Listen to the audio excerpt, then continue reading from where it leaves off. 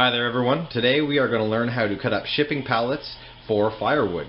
Now this is a really simple way to save some money, whether it be in your wood stove or your fireplace.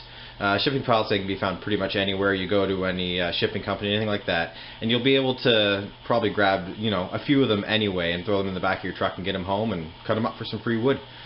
All we're going to need for tools today is a circular saw.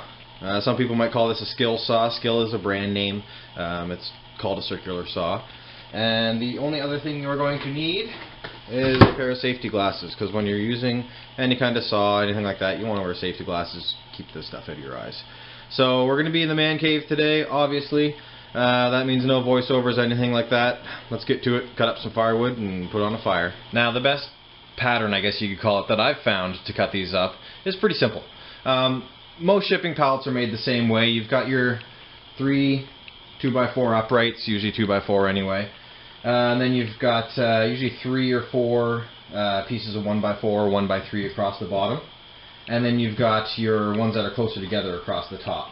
I'll show you a couple pictures that I have of some other ones that I've got here, like underneath, because they do look different, but they're all generally the same. Now when you're cutting them up, basically what you want to do is you want to lay it down flat like this, and then you want to start cutting the piece here, here, and here, and then keep working your way up. Here, here, and here, keep working your way up.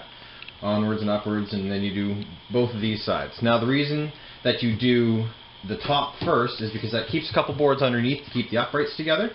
Once these are done and all out, we're going to flip it over, then we'll cut the 3 or 4 pieces on the bottom that are left, and then we'll cut the 2x4s or whatever they used for the uprights into a couple more pieces, and usually one pallet. My wife and I can burn one pallet for usually 7-8 hours. One pallet will burn us in the fireplace, and we can watch movies and stuff and enjoy a nice fire. Anyways, let's cut it up. One thing I'd like to point out before we get started is this piece of cardboard that I have here underneath the pallet. Now what I put that there for is so that when you're cutting the pallet, if you've got pallets stacked up underneath like I do, then the cut off pieces from this will end up falling down through the other pallets and you're reaching in to get them. It's a giant pain in the butt. Anyways, so they fall on the cardboard, easier to pick up, and also when you're done and everything's all cut up, you can just take that piece of cardboard, tip it over, all the sawdust falls on the floor, and it's an easy cleanup. So let's get to the best part about working in the man cave, using power tools.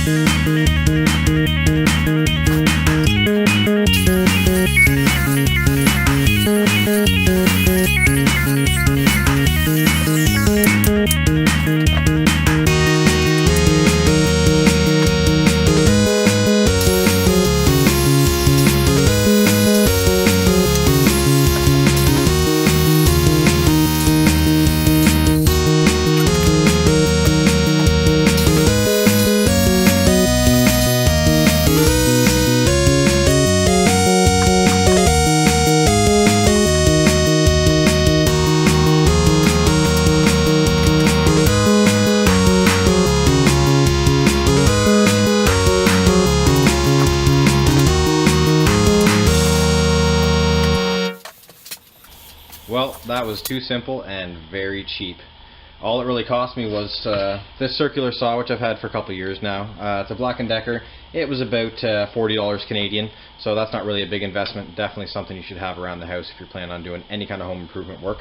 Now, if you do happen to have a reciprocating saw, some people call it a sawzall, you can use that to cut the pallet up, but I don't recommend it because it will beat your arms and shoulders up because the saw will be jumping around in your hands, and the circular saw is just much easier. But if you are going to use a reciprocating saw, use a wood blade. This is 5 TPI, which is teeth per inch, so there's 5 of these teeth every inch. It's quite coarse. It will rip through the wood, but again, it'll rip through your arms too. So anyways, that's all there was to it. I hope you enjoyed, and go ahead and cut up some wood for some free fires.